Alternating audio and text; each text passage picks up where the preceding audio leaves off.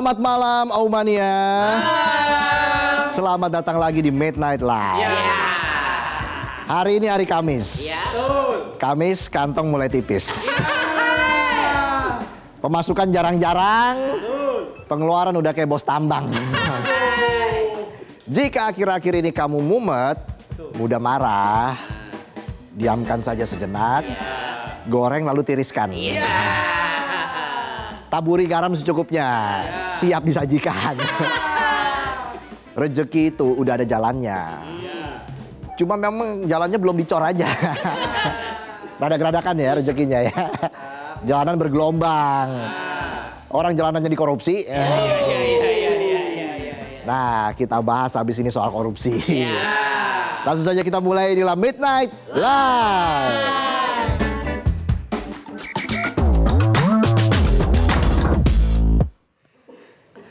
Berita malam ini kita bakalan bahas soal dugaan teror. Bukan teror asin, apalagi teror dadar. Telur tuh ya. Kalau penonton kan sukanya kerak teror ya. Udah dompetnya berkerak, wajahnya meneror. Meneror siapapun buat minjem duit. Katanya gajinya 6 koma. Ini tanggal 6 udah koma. Saldonya. Bisa aja saya. Tapi teror yang ini dirasakan sama hakim pengadilan. Hakim yang harusnya jadi simbol keadilan justru sering kena tekanan dari segala arah.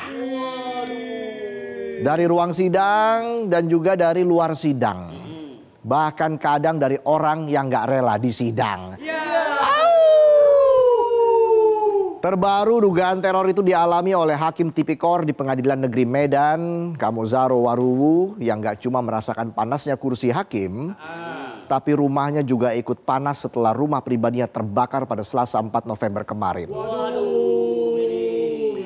Kasus ini menarik perhatian karena Kamozaro diketahui sedang memimpin sidang kasus korupsi di Dinas Pekerjaan Umum dan Penataan Ruang atau PUPR Provinsi Sumatera Utara yang nilainya mencapai miliaran rupiah. Dan lucunya kebakaran rumah Kamozaro terjadi tepat 1 hari sebelum sidang tuntutan 2 terdakwa utama kasus tersebut. Bisa ya? Kebetulan yang betul-betul kebetulan. Saking pasnya publik jadi bertinyi-tinyi. Bertanya-tanya, ini emang Pak Hakim lagi apes atau memang ada yang lagi main api?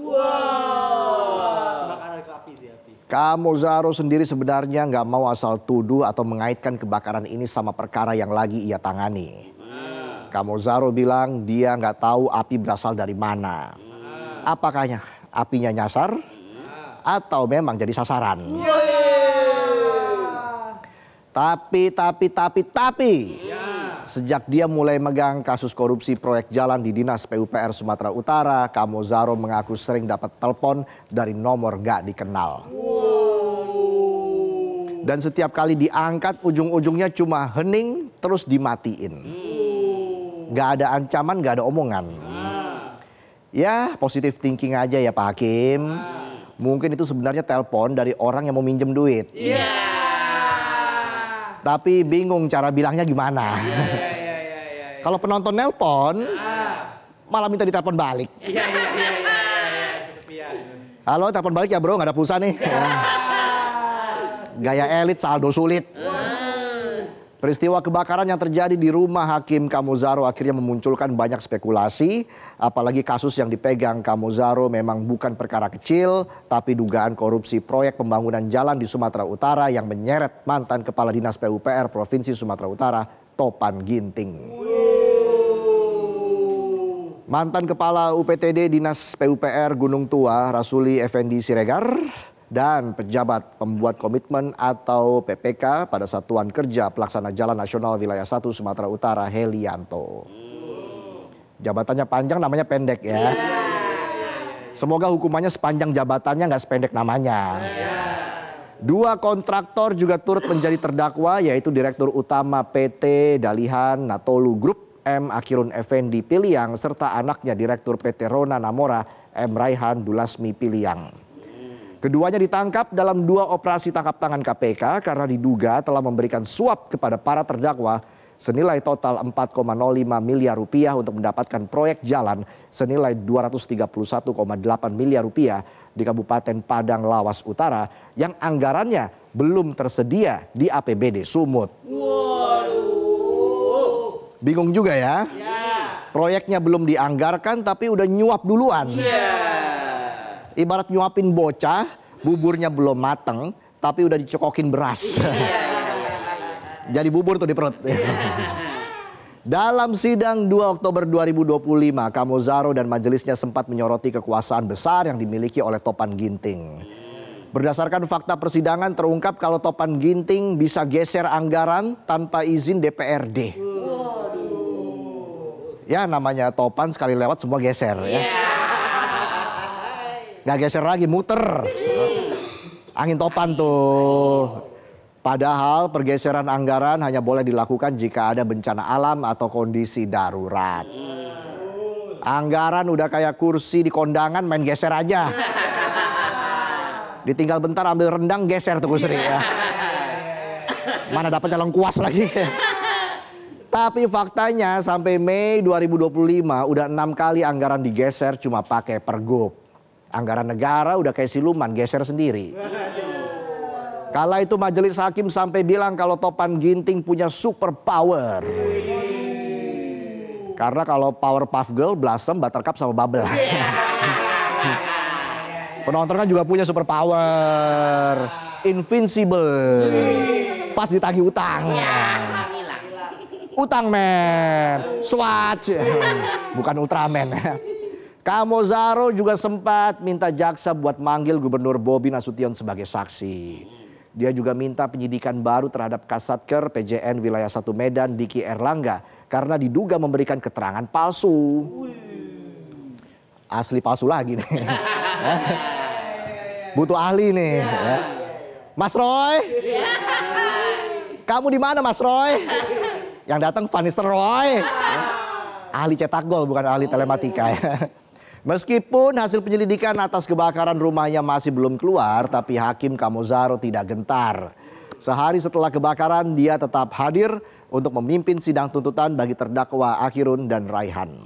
Yang masing-masing dituntut 3 tahun penjara dan 2,5 tahun penjara. Sementara itu sampai saat ini polisi masih kerja di lapangan, karena kalau kerja di parkiran itu satpam.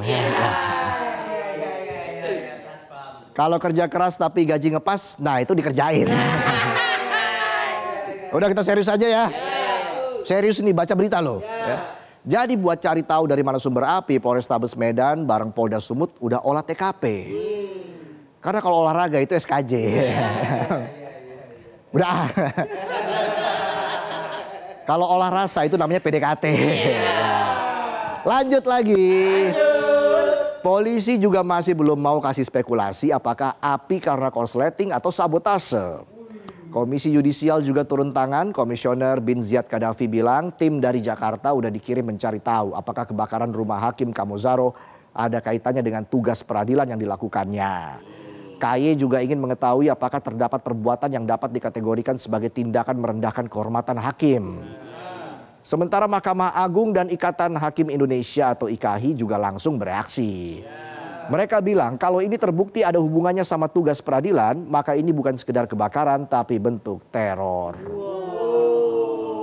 MA dan IKAHI menyerahkan sepenuhnya proses penyelidikan kepada pihak kepolisian, tapi mereka menekankan pentingnya transparansi dan kehati-hatian agar tidak muncul spekulasi publik yang bisa merusak kepercayaan terhadap lembaga peradilan. Anggota DPR RI Sarifuddin Suding juga buka suara, katanya kejadian ini nggak bisa dianggap cuma musibah biasa. Menurut Suding, ini bisa masuk kategori kejahatan terencana yang mengancam nyawa hakim dan keluarganya. Dia pun minta Kapolri memastikan penyelidikan berjalan transparan dan turun tangan langsung. Jangan sampai keduluan sama yang turun gunung. Suding juga meminta Mahkamah Agung dan Polri untuk meningkatkan sistem keamanan bagi hakim-hakim yang menangani kasus strategis dan bernilai tinggi. Karena menurut Suding, perjuangan melawan korupsi akan kehilangan maknanya jika aparat penegak hukum dibiarkan menghadapi ancaman sendirian.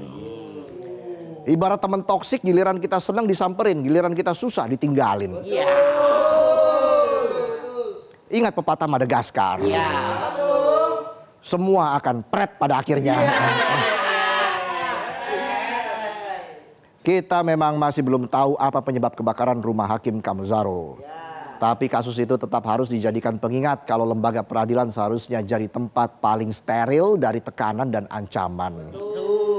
Karena begitu hakim takut, keadilan bisa ikut ciut. Begitu hakim diteror, bisa jadi hukum malah molor. Kayak penonton demennya molor aja. Dan begitu hukum bisa ditekan, maka keadilan bisa malah berubah jadi mainan. Ya kayak penonton lagi. Bukan tombol tapi sering ditekan. Ya. Tekan terus. Hukum bukan cuma tulisan, tapi harus diterapkan buat memastikan kebenaran. Ingat, hukum hidup lewat orang-orang yang berani berdiri di garis depan, yang kadang harus berjuang sendirian demi memastikan kebenaran tetap punya suara. Jangan sampai hukum terus dijadikan mainan karena yang terbakar bukan lagi rumah, tapi kepercayaan dan keadilan. Itulah tadi sajian pembuka kami di Midnight Live. Kami masih akan kembali dengan sejumlah informasi lain dan hari ini hari Kamis akan ada Come On, Kamis Omong-Omong Online. Dan juga kita hadirkan bintang tamu 4 komika langsung hadir di Midnight Live. Kita jeda dulu, kami akan kembali sesaat lagi. Jadi tetaplah di Midnight Live.